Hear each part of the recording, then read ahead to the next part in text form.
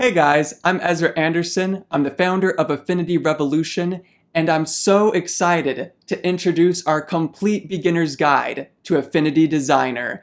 This program is my favorite software to create vector designs with, and in this course, we're going to learn all the tools and skills you need to make the most of this program.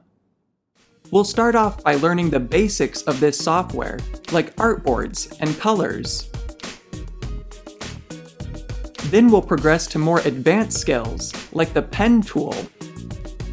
We'll even learn how to place a pencil and paper sketch into Affinity Designer, and then turn it into a beautiful vector design.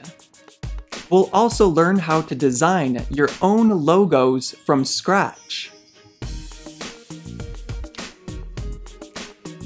And finally, we'll finish up the course by walking through some start-to-finish projects together. You'll learn not just how the tools work, but when and why to use each one.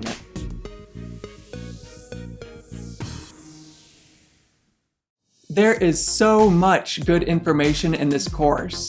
After enrolling, you'll have access to over 100 Affinity Designer tutorials. By the time you finish, you'll be able to design anything you can imagine. So go ahead and enroll in the course. I can promise you, you're going to love how much you learn.